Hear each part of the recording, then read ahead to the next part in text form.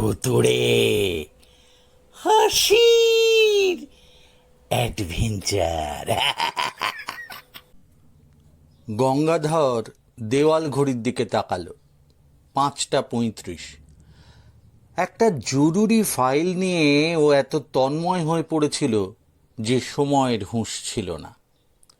তাড়াতাড়ি টেবিলের ফাইলপত্র গুছিয়ে ও বেরিয়ে পড়ল। রাইটার্স বিল্ডিং থেকে ওর মতো আরও অনেকেই হাঁটা শুরু করেছে। সবাই রেলের নিত্যযাত্রী।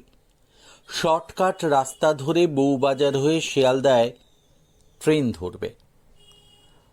বউবাজারে যার যেমন সাধ্য কেনাকাটাও সেরে ফেলবে, কারণ পরদিন সকালে ঘুম থেকে উঠেই আবার আপিস বেরোতে হবে। বাজার করার সময় কোথায়? সবার হাতেই থলি, এটা তাদের নিত্যসঙ্গী। আর সবার মতো গঙ্গাধরও বড় বড় পা ফেলে হাঁটবার চেষ্টা করছিল, কিন্তু সামনে যারা আছে তাদেরও একই তাড়া। কেউ কাউকে পথ ছাড়তে রাজি নয়। তার উপর ওই সময় রাস্তায় যেন গাড়ির মেলা। বনগাঁ লোকালটা ধরতে পারলে হয়, এটা মিস করলে আবার পাক্কা ঘন্টাখানেক বসে থাকতে হবে। আজ আবার খুব মেঘ করেছে। শ্রাবণের মাঝামাঝি, দিনের আলো কমে এসেছে। বউবাজারে তরি তরকারির সঙ্গে আস্ত একটা ইলিশ মাছও কিনে ফেলল গঙ্গাধর। আজ অনেক ইলিশ এসেছে, দামটাও একটু সস্তায় বলতে হবে। মাছটা অবশ্যই ছোট, মাত্র 550 গ্রাম। তার বউ নেত্যকালী আর 5 বছরের মেয়ে সন্ধ্যাকে নিয়ে ওরা তো মোটে 2.5 জন মানুষ। তাদের পক্ষে এই মাছই যথেষ্ট। শিয়ালদায় এসেও শুনল বনগাঁ লোকাল আজ একটু দেরিতে ছাড়বে। কি একটা যান্ত্রিক গোলযোগ হয়েছে। বেশিরভাগ যাত্রী তাতে অসন্তোষ প্রকাশ করছিল। ও কিন্তু হাঁপ ছেড়ে বাঁচল। দেরি না হলে আজ নির্ঘাত এই ট্রেন মিস করত। বাড়ি ফিরতে ফিরতে বেশ রাত হয়ে যেত। ওর গন্তব্যস্থল অবশ্যই বনগাঁয়ের আগে স্টেশন চাঁদপাড়া। শেষ পর্যন্ত গাড়ি ছাড়ল। সেই সঙ্গে বৃষ্টিও নামলো তুমুল বেগে। চাঁদপাড়ায় গাড়ি যখন পৌঁছলো তখন বেশ অন্ধকার হয়ে গেছে। বৃষ্টি এখন নেই। ওকে যেতে হবে স্টেশনের উল্টো দিকে প্রায় 20-25 মিনিটের হাঁটা পথ। ওদিকটায় এখনো তেমন উন্নতি হয়নি, ঘন লোকবসতিও গড়ে ওঠেনি। তবে এখানে ওখানে ফ্ল্যাট বাড়ি উঠতে শুরু করেছে। পশ্চিমবাংলার কোথাও আর জমি পড়ে থাকবে না, শেষে চাষের জমিও বাদ যাবে না। তখন লোকে আবার অন্য সমস্যায় পড়বে। একটা পুকুর পাড় দিয়ে ও হাঁটছিল। আবার বৃষ্টি নামবে মনে হচ্ছে। স্টেশন থেকে এদিকে আজও একাই পথিক। আর যারা নেমেছে তারা স্টেশন থেকে সোজা পথে হাঁটা দিয়েছে। ওদিকটায় ঘন লোক বসতি। রোজ কিন্তু এমন হয় না, 2-1 জন সঙ্গে থাকেই। আজ কেন জানি কোনো সঙ্গী পায়নি গঙ্গাধর। হয়তো যে 2-4 জন এদিককার নিত্যযাত্রী তারা লোকালটা মিস করেছে, তাদের কপালে আজ দুঃখ আছে, গঙ্গাধর মনে মনে ভাবল। হঠাৎ কিসের একটা অনুভূতিতে ও পেছন ফিরে তাকালো আর চমকে উঠল। একটা ছায়ামূর্তি ওর পেছন পেছন আসছে। একটু আগেও কিন্তু কেউ ছিল না। লোকটার হাবভাব ভালো লাগলো না গঙ্গাধরের। নিঃশব্দে চোরের মতো যেন ওর পিছু নিয়েছে। ও দাঁড়িয়ে পড়েছিল। ছায়ামূর্তিটা অন্যদিকে তাকিয়ে দাঁড়িয়ে পড়ল। গঙ্গাধর এ পথে রোজ যাতায়াত করে, সবাইকে চেনে। তাছাড়া সাহসের অভাব নেই ওর। এমন জনবসতি বিরল অঞ্চলে বাস করতে গেলে বুকের পাটা দরকার। বিপদ আপদ লেগেই আছে, তার উপর কাছেই সীমান্ত। ও আবার হাঁটা দিল। কয়েক পা এগিয়ে ঘাড় ফিরিয়ে দেখল ছায়ামূর্তি আগের মতোই ওর পিছু নিয়েছে। ওর বাঁ হাতে থলি, ডান হাতে ছাতা। ছাতাটা বাগিয়ে ধরে ও বলল, কে রে? কে তুই? আমার পিছু নিয়েছিস? কি ব্যাপারটা কি? কয়েক মুহূর্ত ছায়ামূর্তির দিক থেকে কোনো সাড়া শব্দ এলো না। তারপরই বলে উঠল, মাছটা দে না।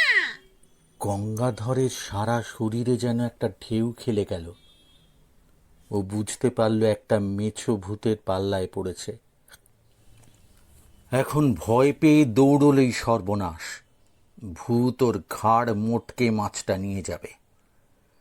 মনে সাহস এনে ও বলল, আমি এতটা পর তোর জন্য কষ্ট করে মাছটা বয়ে এনেছি, তাই না? হ্যাঁ, ভালো চাস্ত পালা, নইলে আমি ভূতের মন্তর পড়ব।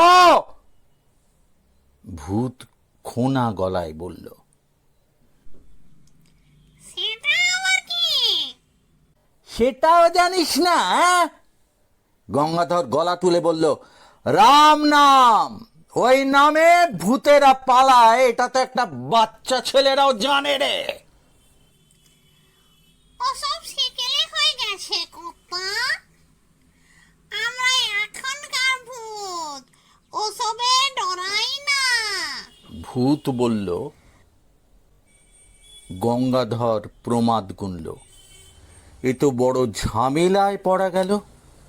এখন এই ভূতের হাত থেকে পরিত্রাণ পাওয়া যায় কিভাবে?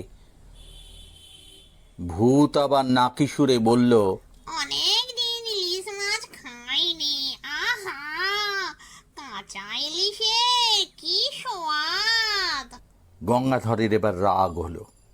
এত কষ্ট করে একটা ইলিশ কিনেছে, ওর যা রোজগার, একটা আস্ত ইলিশ ওর পক্ষে বিলাসিতা, সেটাও হাতাতে চাইছে ভূতটা। ও বলল, এটা হলো গঙ্গার ইলিশ, তো সইবে না। গঙ্গা জল ভূতদের গায়ে ছিটলে তাদের গা জ্বলে যায়। ওসব বলে আমাকে ফাঁকি দিতে পারবেন নি কর্তা। ভূত এবার হাসল। তার কদর্য 32 পাটি সাদা দাঁত ঝকঝক করে উঠল। গঙ্গাধর বুঝতে পারল ও এক শেয়ানা ভূতের পাল্লায় পড়েছে। এর হাত থেকে উদ্ধার পেতে হলে নতুন কিছু পথ বাতলাতে হবে। ও আবার হাঁটা দিল। ও শুনেছিল ভয় পেলেই কিংবা এমন অবস্থায় মাছ দিয়ে দিলেই ভূত ঘাড় মটকায়। ও হেঁড়ে গলায় গান ধরল, ভূত আমার পুত, পেতনি আমার জি জি, রাম লক্ষণ সঙ্গে আছে, করবে আমার কি কি। কয়েক পা যাওয়ার পরও শুনতে পেল ভূতটা খোনা গলায় বলছে, এটা আবার কেমন গান? আগে শুনিনি তো। এই গান আমার ভালো লাগছে না কর্তা, বিচ্ছিরি। তুমি গান থামাও, নইলে আমি ঘাড় মটকে দিব। গঙ্গাধর তার কথায় কান না দিয়ে আরো জোরে বেসুরো গলায় গানটা ধরল আর জোরে হাঁটা শুরু করলো। খানিকটা যাওয়ার পর ভূতের দিক থেকে কোনো সাড়া শব্দ না পেয়ে ও পেছন ফিরে তাকালো। ভূতটাকে দেখতে পেল না। বাঁচা গেছে, ও মনে মনে ভাবল। ভাগ্যিস গানটা মনে পড়েছিল। ও বাকি রাস্তা ওই গান গাইতে গাইতে বাড়ি পৌঁছলো। ওর বউ নেত্যকালীর গায়ের রং একটু কালো, কিন্তু বেশ শক্ত সমর্থ চেহারা, আর সাহসও খুব। সারাদিন অমন জায়গায় মেয়েকে নিয়ে একা একা থাকে, সাহস না থাকলে চলবে কি করে? গঙ্গাধরকে অমনভাবে গাইতে গাইতে বাড়ি ঢুকতে দেখে ও বলল, কি ব্যাপার গো, অমন হেড়ে গলায় এ কি গান ধরেছ? সাধে কি আর করছি? গঙ্গাধর বলল, আজ একটা মেছো ভূতের পাল্লায় পড়েছিলাম, অনেক কষ্টে প্রাণ নিয়ে বাড়ি ফিরেছি। থলিটা নেত্যকালীর হাতে দিয়ে ও সমস্ত ঘটনা খুলে বলল। নেত্যকালী বলল, ভূতের মরণ, মরেও ইলিশ মাছ খাওয়ার শখ। আমি হলে ও নোলা জিভ গরম খুন্তি ছেঁকা দিয়ে দিতুম। গঙ্গাধর হাত পা ধুয়ে বারান্দায় মাদুর পেতে একটু গা এলিয়ে দিল। মেয়ে ভেতরে ঘুমিয়ে পড়েছে। খাবার সময় ওর মা ডাকবে, সারাদিনের পরিশ্রম আর ওই ঘটনায় গঙ্গাধর এমনিতে ক্লান্ত ছিল। শোয়ার সঙ্গে সঙ্গে গঙ্গাধরের দু চোখ বুজে এলো। নেত্যকালী ইলিশ মাছটা কেটে কুটে কড়াইতে কয়েক টুকরো ছাড়লো। আজ 4-5 টুকরো মাছ কাঁচা লঙ্কা আর কুমড়ো দিয়ে ঝোল রান্না করবে, বাকিটা রেখে দেবে।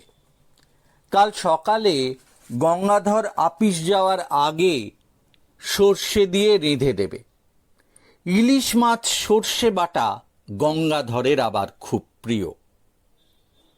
ফুটন্ত তেলে মাছ ছাড়তেই ছ্যাঁক ছ্যাঁক শব্দ হলো। তখনই আর একটা শব্দে নেত্যকালী ভুরু কুঁচকে মুখ তুলে তাকালো। কে যেন কাশলো। বারান্দায় একটা আলো জ্বলছিল, উঠোনে আলো পড়েছে, তবে আবছা আবছা। নেত্যকালী দেখল একটা ছায়া মূর্তি নড়াচড়া করছে। কে কেরা? নেত্যকালী খুন্তি নাড়া থামিয়ে বলে উঠল। পাশেই বঁটি আর দাটা পড়ে আছে, সেটাও শক্ত করে ডান হাতের মুঠোয় চেপে ধরল। ছায়া মূর্তি বলল, নেত্যকালী ধমকে উঠল। আমি কে? আমি ভূত। ভূত? নেত্যকালী অবাক।